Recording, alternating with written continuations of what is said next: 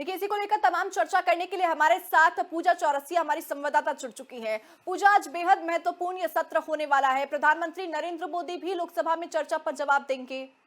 से ही लगातार संविधान को लेकर चर्चा हो रही है और आज इसलिए भी ये महत्वपूर्ण है। प्रधानमंत्री नरेंद्र मोदी आज उन तमाम आरोपों पर जवाब देंगे जिनको लेकर लगातार सवाल विपक्षी पार्टियों की तरफ से उठाए जाते रहे हैं।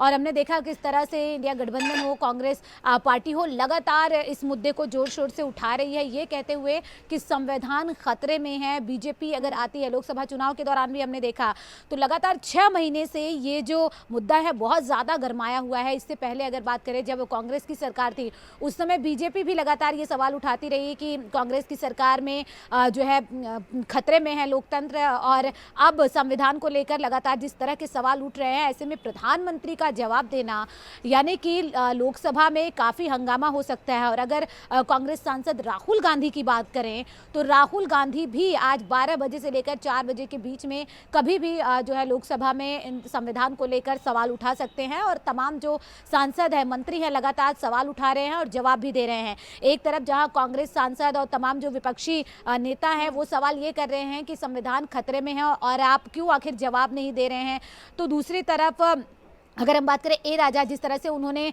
संबोधित किया सदन में नेताओं को, उसको लेकर बीजेपी के जो तमाम नेता थे वो भड़क गए कि आप कैसे सांसदों को जो है उन पर आपत्तिजनक जो बयान है वो दे सकते हैं। अब ये देखना है कि किस तरह के जवाब प्रधानमंत्री की तरफ से दिए जाते हैं संविधान को लेकर, क्योंकि इससे पहले अगर किरण रिजिजू की बात करें, उन्होंने ये कहा कि जो ये चर्चा हो रही है वो किस आधार पर आप लोग बात कर रहे हैं। और उन्होंने कहा कि 10 बार जो है कांग्रेस की जब राजीव गांधी की सरकार थी उस दौरान भी संविधान जो है बदला गया था, इंदिरा गांधी की जब सरकार थी उस समय भी संविधान में कई बदलाव किए गए थे। तो आप किस मुंह से जो है आप ये कह रहे हैं कि बदलाव हो रहा है और संविधान खतरे में है? जी बिल्कुल पूजा, लेकिन अक्सर हम राहुल गांधी को तमाम सभाओं के अंदर या फिर वो जब भी संविधान की चर्चा करते हैं तो एक लाल रंग की किताब हम अक्सर राहुल गांधी के पास देखते हैं। तो क्या आज जब संविधान के ऊपर चर्चा हो रही है और राहुल गांधी भी अपनी बात रख सकते हैं, तो क्या उनके साथ वो किताब मौजूद होगी, है उम्मीद जता सकते हैं हम?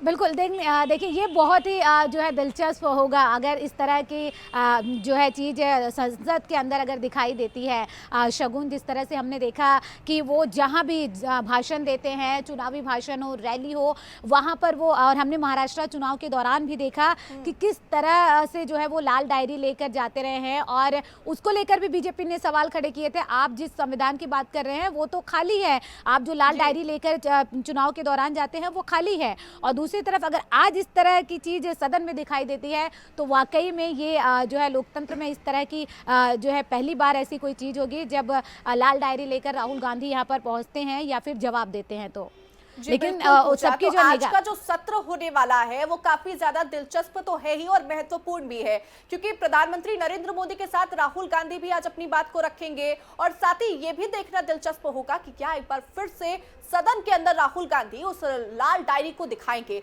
बहरहाल बहुत बहुत शुक्रिया तमाम जानकारी साझा करने के लिए।